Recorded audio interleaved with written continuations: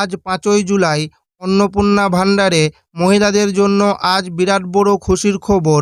1 June Annapurna ভাণ্ডার প্রকল্পের টাকা দেওয়ার পরেও যাদের ব্যাংক অ্যাকাউন্টে টাকা ঢোকেনি, অর্থাৎ যাদের চতুর্থ দফায় অন্নপূর্ণা ভাণ্ডার প্রকল্পের 3,000 টাকা ব্যাংক অ্যাকাউন্টে পায়নি, তাদের টাকা কবে দেবে সেই নিয়ে মুখ্যমন্ত্রী শুভেন্দু অধিকারী আজ বিরাট বড় ঘোষণা করলেন। অর্থাৎ অন্নপূর্ণা যোজনায় যারা টাকা পায়নি, অর্থাৎ পঞ্চম দফার টাকা দেওয়ার ফাইনাল তারিখ ঘোষণা করেছেন এবং ইতিমধ্যেই রাজ্য সরকারের পক্ষ থেকে অন্নপূর্ণা ভাণ্ডারে চূড়ান্ত নামের লিস্ট প্রকাশিত হয়েছে। আপনি যদি অন্নপূর্ণা ভাণ্ডার প্রকল্পের টাকা না পেয়ে থাকেন, সেক্ষেত্রে এই নতুন লিস্টে আপনার নাম রয়েছে কিনা সেটা কিভাবে আপনি দেখবেন এবং এই লিস্টটি আপনারা কিভাবে ডাউনলোড করবেন।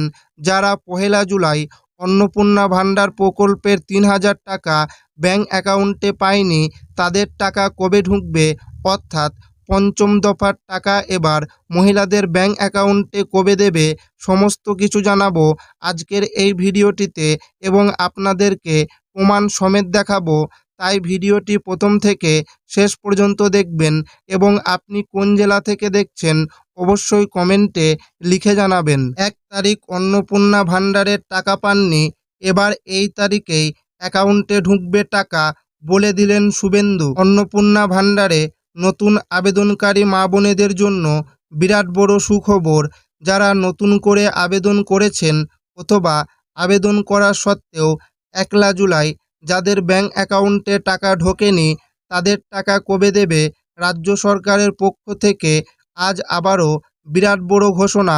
অর্থাৎ যারা 1 তারিখ টাকা পাননি তারা কবে পাবে তার ফাইনাল তারিখ জানালেন আজ মুখ্যমন্ত্রী। 1 জুলাই নেতাজি ইনডোর স্টেডিয়ামে অন্নপূর্ণা ভাণ্ডারের জন্য একটি বিশেষ অনুষ্ঠানের আয়োজন করা হয়েছিল। সেখানে উপস্থিত ছিলেন মুখ্যমন্ত্রী শুভেন্দু অধিকারী থেকে শুরু করে নারী ও শিশু কল্যাণ দপ্তরের স্বাধীন দায়িত্বপ্রাপ্ত মন্ত্রী মালতী রাভা রয় এবং অন্যান্য আধিকারিকরা।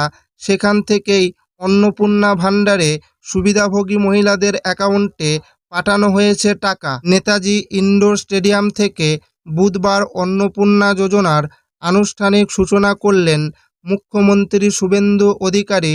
অন্নপূর্ণা ভাণ্ডার প্রকল্পে মোট 1,60,00,000 মহিলা আবেদন করেছেন বলেই খবর সূত্রের, কিন্তু প্রাথমিকভাবে 1,30,00,000 উপভোক্তাকে অনুমোদন দেওয়া হয়েছে এবং এর মধ্যে মোট 1,09,52,378 জন মহিলার অ্যাকাউন্টে আজ 3,000 টাকা করে পাঠানো হয়েছে।